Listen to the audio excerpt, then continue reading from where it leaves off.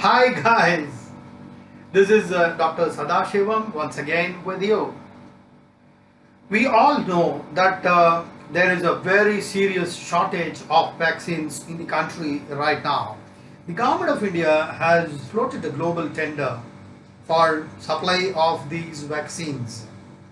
Therefore, supply is not a big problem, but the logistics behind the supply in terms of storage, in terms of transportation, maintaining them under certain temperatures, they are big bottlenecks as far as supply is concerned. In fact, some of the bidders have also insisted the government of India on providing them some kind of protection from legal suits, because it's quite possible that these vaccines might cause for some patients side effects, irritations, etc., etc. It is possible because no vaccine is 100% perfect, and also these have gone through phase 2, phase 3 trials, and more trials are on the offing before they are declared 100% safe and perfect.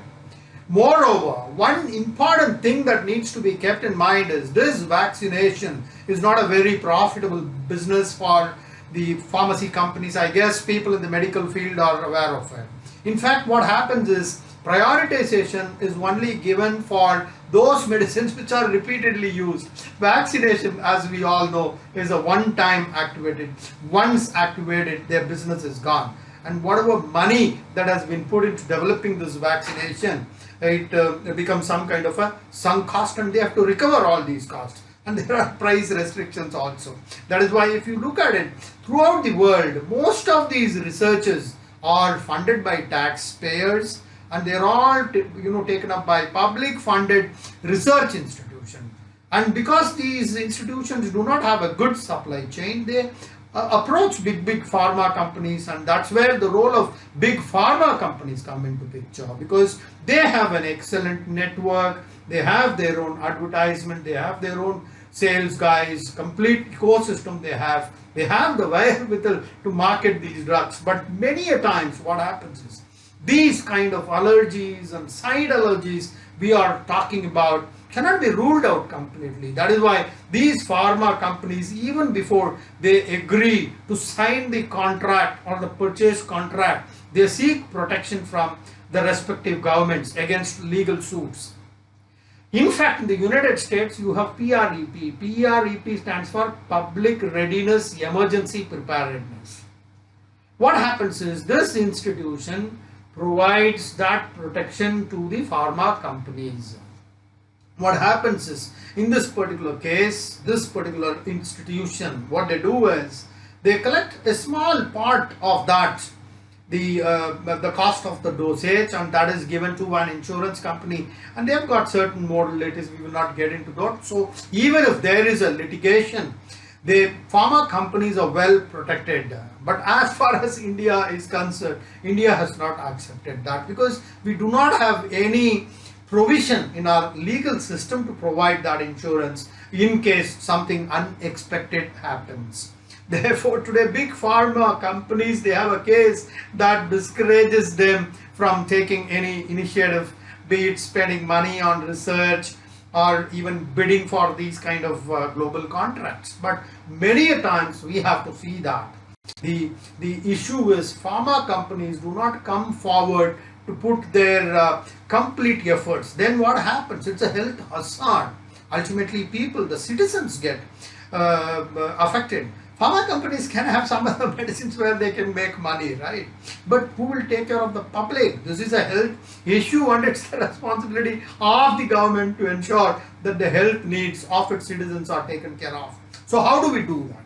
In fact, in today's date, you have the Consumer Protection Acts, and all these, your medicines, your service, etc., they all come under the purview of deficiency of service, and it takes a minute for anyone to file a suit, and they are not the ones who will consider the efforts you have put in. You have burnt your midnight oil, you have spent money, etc., etc. They are not bothered about all that. They say, I pay for it, but I didn't get the service, right? The only contention is they paid for it and they need the service. They are right also. But in this kind of a situation, what can the medical companies do? What can the government do? This is a kind of a dilemma situation, an ambiguous situation. right?